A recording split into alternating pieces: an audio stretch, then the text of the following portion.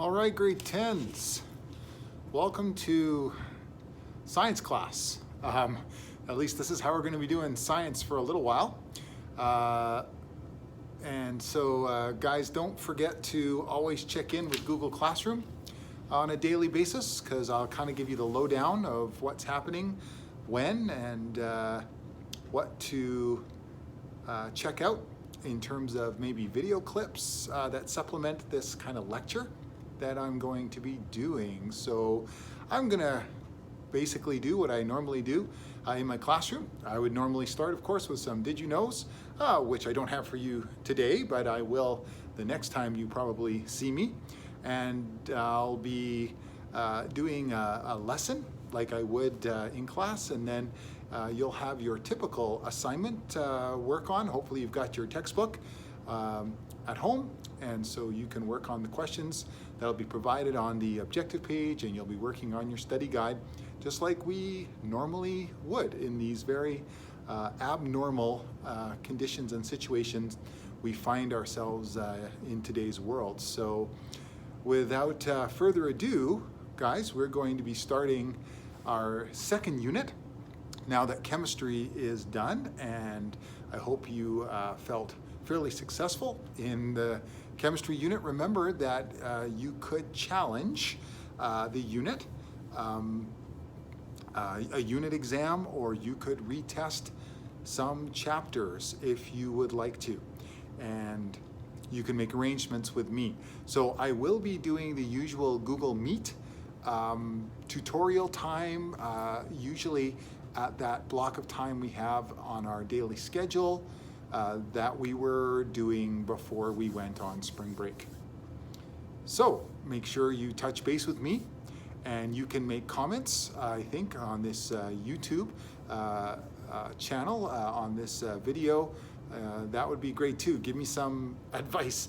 I am a very novice YouTuber at present, so any advice or comments to help make these better for you would be better for me. So feel free to do that.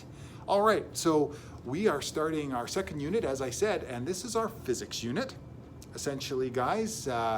So we start off with chapter 4, which we'll be discussing heat and energy and early theories of heat, and how heat was used throughout time, and how we currently look at different forms of energy or get forms of energy. As we go through this, I'm actually hoping that you do digitally or print off the PowerPoint with blanks, which is in the Google Classroom, because that's just going to help you follow along and learn the material better. You'll engage with it if you have to actually write something down. I'm going to go, of course, probably too fast for most of you to actually copy into your slides while I'm talking. So remember, you could stop the video, or you could use the PowerPoint that's in my Google Classroom to fill things in either after listening to me or before listening to me, so that maybe you just can listen. All right, so we're going to start with chapter 4 right now, guys. So my screen behind me should become a little more visible to you. I know it's washed out when I'm standing close to the camera like this, but when I back up, you're going to be more easily able to see it. Okay, so all we're going to discuss in today's lesson is the timeline of steam.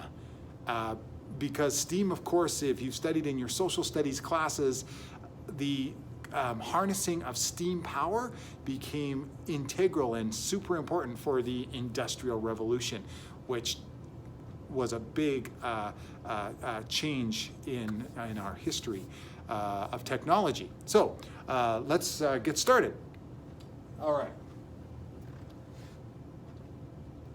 So as we're discussing this steam timeline, we're going to start back in 400 BC with the very first evidence that was discovered of using steam to do really anything kind of useful. We could maybe argue that this isn't super useful, but we have Hero, and Hero created this steam toy. All right, so you can see it over here. It used steam power to actually cause something to move. And in this case, it's not really doing a lot of work for us, but it was just a way of creating a toy. So you can see here that we have some fire, which would of course heat the water. That would generate steam. Steam could travel up through these pipes into this cylinder. Then the steam would escape from the two outputs on either side of the sphere, which of course would generate a spinning motion. So there you go. Now we really jump ahead in the future. We go from 400 BC all the way to the 17th century, 1698. So guys, we have kind of what we call our kind of first true steam engine. And you may have heard this said before, that necessity is the mother of invention. That means that when something is invented, it's usually invented for solving a problem or for some kind of purpose. So what was the purpose or need at the time of Thomas Savery? Well, we're in southern England, and in southern England there were lots of mines. There were coal mines, there certainly were tin mines in southern England, and one of the biggest problems is that these mines are located close to the ocean, would be that their water would be entering the mines. And so it was very important to be able to remove the water from the mine. And so that was kind of the need for his invention. How do we effectively remove water from these mines so that the miners can work safely and more effectively? So Thomas Savery in 1698, I should say here, guys, you don't need to memorize dates exactly. Of course, it's kind of a good thing to know generally when these things were invented, but it's most important to know the name of the inventor and the order or sequence that they found themselves. So we have Hero first, and then we have Thomas Savery. And the problem with some of these first inventions is that they tended to be very expensive, as most things are when they're first invented. I remember when my dad got in the 70s, I believe, he purchased a VHS tape machine, which VHS, I'm sure you guys, you're not that young to not know about cassette tape. And so he bought a Zenith VHS tape machine so that he could record or show movies on it. And I believe it cost him $2,000 for that tape player, which we think of would be crazy. But of course, that's a new invention. And sometimes they're just very expensive for new technology. So Thomas Savery's engine was quite expensive, and in some ways also very inefficient. All right, just like VHS players, you guys would have no patience with VHS, where in order to get to a certain part in your movie, you don't just get to click on the screen and go to that part of the movie. You have to actually fast forward the tape and wait for that and just pray that the machine wasn't going to eat your tape. Then you would have to try to get it out and your tape would be ruined. All right, so very inefficient compared to modern day. Anyways, let's take a look at how his steam engine works.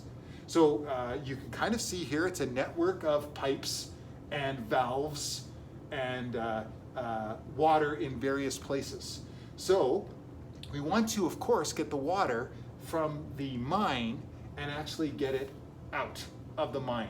So we're going to use steam power. So if we go, there's a boiler over here, and the boiler has water that's being heated to just simply generate the steam. The steam would need to find its way into this cylinder.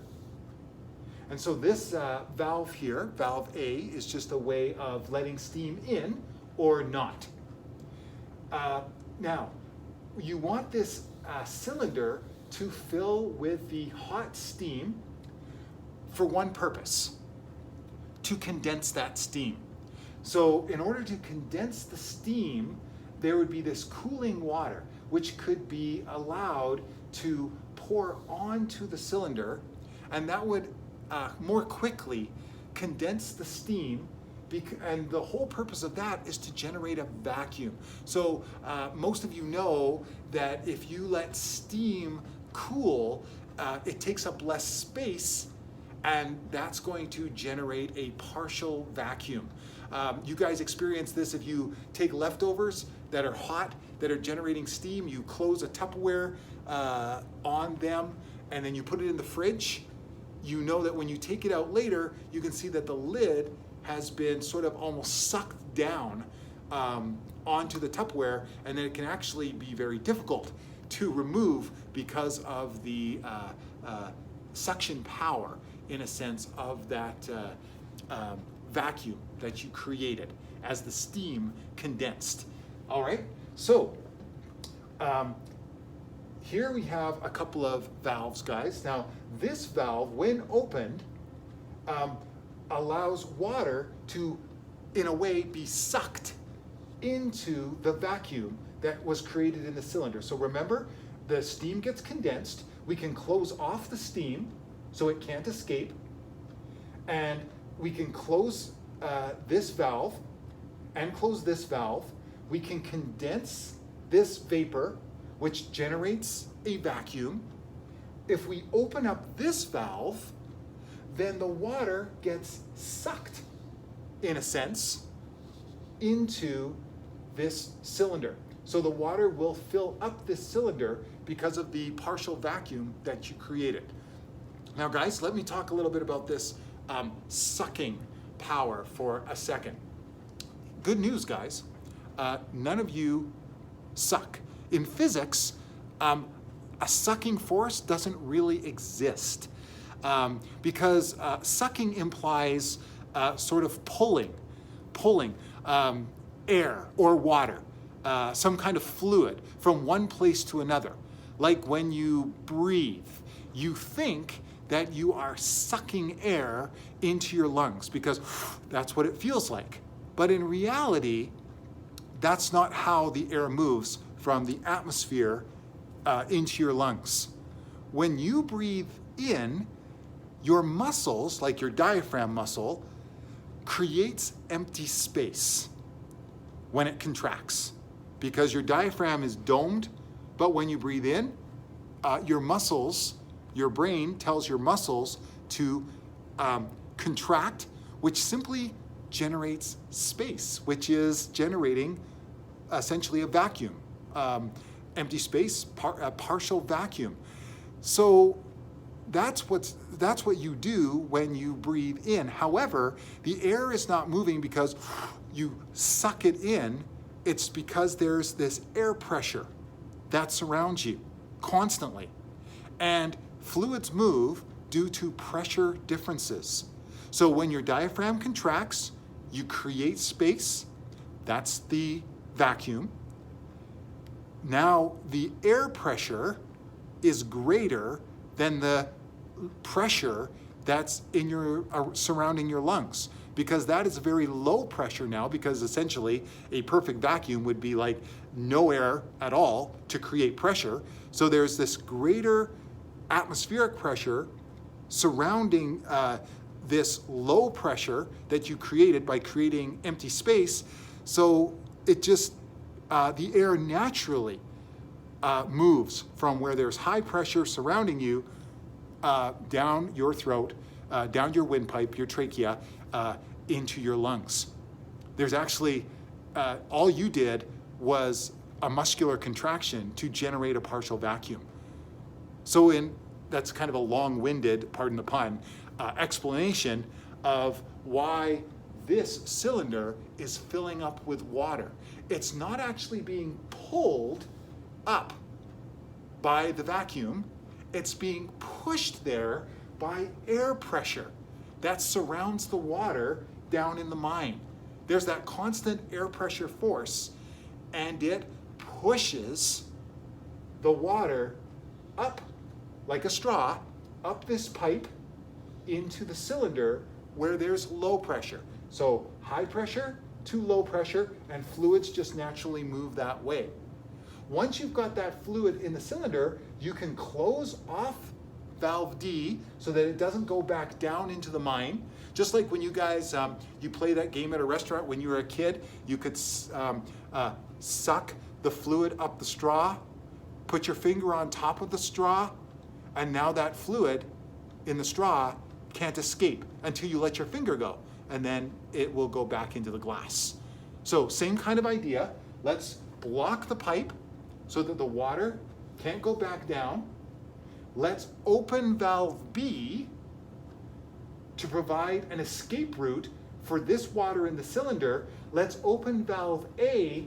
Let's make steam re-enter the cylinder. So now this water gets pushed by the steam out of this pipe and then out onto the surface. And then the cycle just repeats itself because you have filled this cylinder back up with steam, pushing the water out.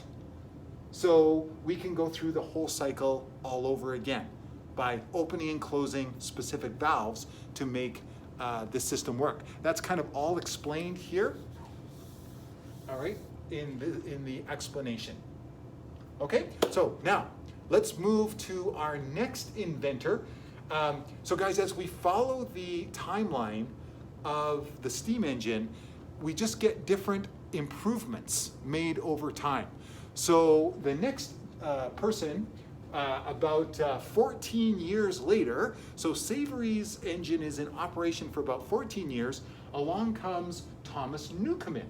And Thomas Newcomen in 1712 just makes some modifications on Savory's design to make it a little more efficient. Now we can recognize Newcomen's design right away because it has this rocker arm, and the rocker arm is attached to a piston mechanism. So now we still have our cylinder that can fill with steam or fluid, but inside the cylinder we have a piston that's capable of moving up and down, controlled by the rocker arm.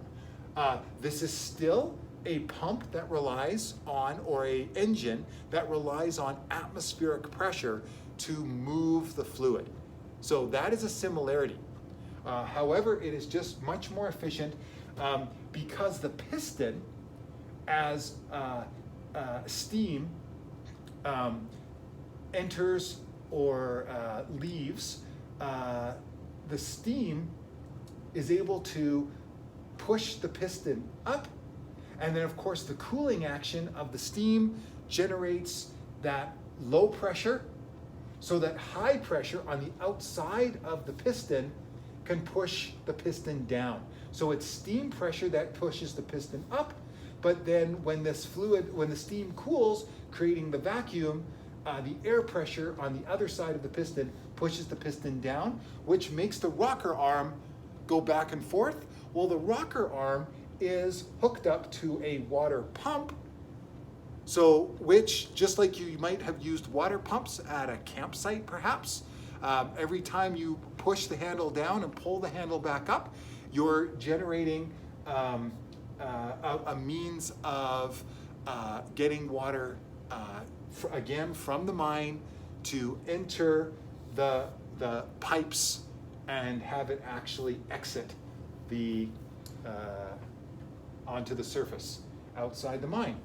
All right, so I hope that kind of makes some sense. So we still have the cooling, steam entering cylinder, and then having to cool it to generate a pressure difference. All right.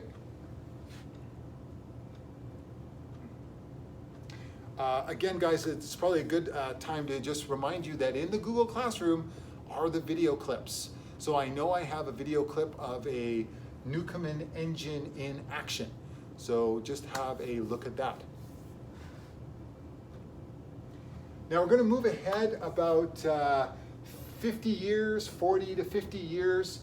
So in the middle of the 1700s, we have an inventor by the name of James Watt, which you may already know about Watt because we have borrowed his last name as a unit in physics for power, which you may realize from the light bulbs and knowing that a certain light bulb, it's 100 watts, it's 60 watts, etc., etc. Okay. All right, so let's take a look at James Watt. James Watt makes a huge difference in the steam engine design. So much so that the engine does not require atmospheric pressure. And that means it does not rely on cooling a tank to generate a pressure difference so that water can move in or out, or steam needs to move in and out. So let's have a look at how James Watt's engine works here. Again, Google Classroom, video animations, always a better way to actually see how this engine works. But let's take a look at his engine right here. So guys, here's a cylinder, so we still have a cylinder, and we still are using a piston mechanism, but this time steam will be generated in a boiler outside of the cylinder, and steam, so here we have the steam able to come in from the top here. The steam can rush in, so we've got two valves that can either let steam in or out. And so the steam can come in, hot steam enters, that's why it's red. So hot steam enters on one side of the piston, that will force the piston to move in this direction. And over here, guys, we have cooler steam. So not water, just the blue indicates that it's cool steam. So it's steam that has been in the cylinder. And so it's getting pushed out, this exhaust tubing, which can actually exit the engine itself. But there's this slide valve and rod system. So as the piston moves down this way, it actually shifts the valve system so that steam can now enter on this side and move in on this side of the piston, which will force the piston back the way it came. So that this side would be the blue and this side will be the red. And as the piston moves back and forth, it's simply allowing the steam to enter or exit. Let's get rid of a notification there so I can see better. All right, and so guys, there's no condensation that needs to happen. We don't want to condense the steam in any way, shape, or form. All right, the hot steam just takes turns going in one side of the piston and then the other side, keeping the piston moving back and forth. So we have this constant motion, which can then, of course, do work for us, which is kind of where we're going to be going in the next section, 4.2. All right. So why is it so much better? Does not rely on atmospheric pressure differences. It does not need to get cold or cool, which guys, the whole hot-cold thing can really become a problem because metal especially, if it keeps getting hot and cold and hot and cold, it deteriorates, it gets weak. It won't stand that for very long. So this always stays hot, all right? And therefore it's also very efficient because when you have to cool, like the previous steam engines, the cooling, so not only does it weaken the engine structurally, but it makes it more inefficient because then it has to get hot again, and that's wasted energy. Whereas James Watt's engine just stays hot all the time. So as I said, guys, James Watt's engine paved the way for the Industrial Revolution, because you could harness that constant back and forth motion of the piston to ultimately make a wheel move, and that wheel motion was important for the steam locomotives. But the wheel motion could also run belts, which could be attached to machines, and now you didn't need horsepower or human power in exactly the same way. Again, check the animations out in the Google Classroom, and you can see those kinds of things in action. Okay, so there we go, guys. So this is called the flywheel. That rod or shaft, which is connected to the piston in Watt's engine, the flywheel, this horizontal motion could be turned into circular motion with just a minor adjustment to the device. We want to end our steam engine timeline by talking about Charles Parson. So in 1884, Charles Parson perfects a steam turbine. So a turbine is really just a very fancy fan blade setup, kind of fans upon fans upon fans, where as steam enters and moves through the turbine, just like a windmill, that steam makes these blades spin. And again, there we have it. We have circular motion, which can do work for us. And so the force of the steam was turned into mechanical motion of rotating blades, and then that motion could be used for many different things. This essentially is how jet engines on jet aircraft works, or it's where we get turbo, the expression of turbo power. All right, so that was 4.1, guys. And so you are able to do the questions at the end of the topic here. And again, I will be available during our tutorial time. I'll give you that link to the Google Meeting Room. And if you have any questions, you can be asking me. So we will see you tomorrow. Thanks.